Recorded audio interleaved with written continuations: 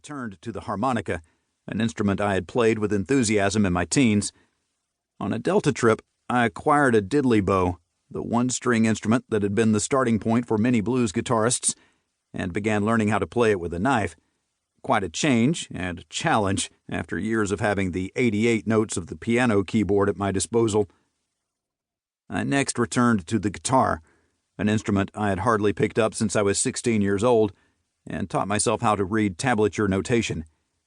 I studied the transcriptions of Delta blues guitar recordings and also began developing blues figures and patterns of my own, inspired by the music of the masters of the idiom. To some extent, I felt like a child again, discovering music for the first time. In this book, I've tried to take an expansive view of the Delta tradition, not only focusing on the musicians native to the region, but also pausing to explore the careers of those who lived in close vicinity to the Delta and thus absorbed its influences, or who resided in the Delta for shorter or longer periods and brought the experiences of these years to other parts of the world. This is a rich and complex story, as the careers of Muddy Waters, Howlin Wolf, John Lee Hooker, and B.B. King make clear. The sounds of the Delta have traveled far over the decades, impacting other styles of music and changing the sonic landscape of our times. These far-reaching reverberations are, I believe, a proper part of my account of the Delta blues.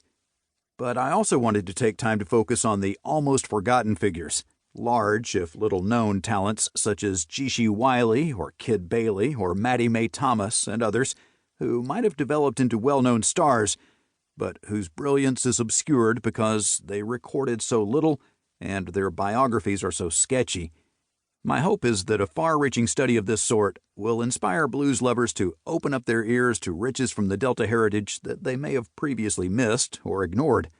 And as always has been the case for me, researching and writing gave me a grand excuse to knock on doors, meet people, and initiate conversations.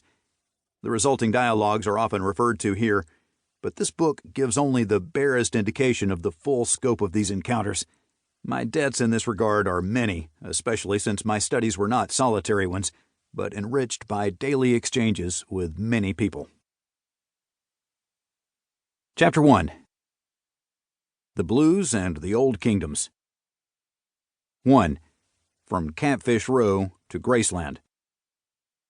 The Delta region of Mississippi is an expansive alluvial plain, shaped like the leaf of a pecan tree hanging lazily over the rest of the state.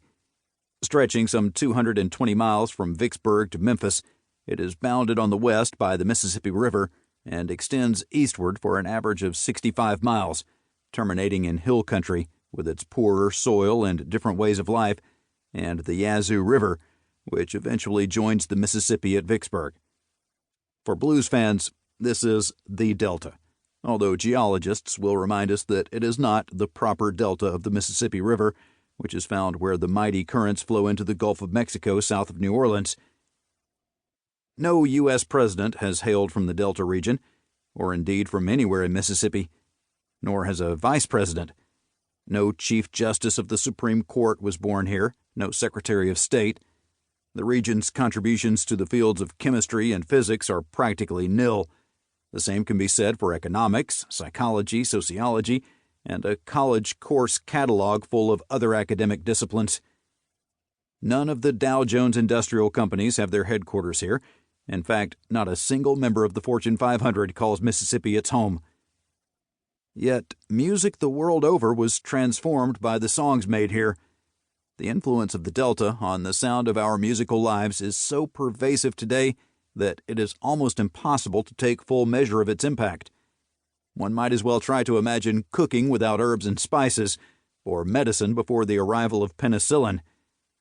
Our soundscapes were revitalized by the blues tonality, which found rich deposits by mining the cracks between the notes of our Western scales. New modes of musical expression were made possible by the blues way of phrasing, the crisp bite of its distinctive harmonies, and its penetrating melodies. Without the blues, much of the music we hear every day would be fundamentally different, eviscerated, and tepid. And without the Delta, we can hardly imagine the blues exerting such a powerful influence. During the 1920s and 1930s, when the first great recordings of the Delta blues were made, the level of poverty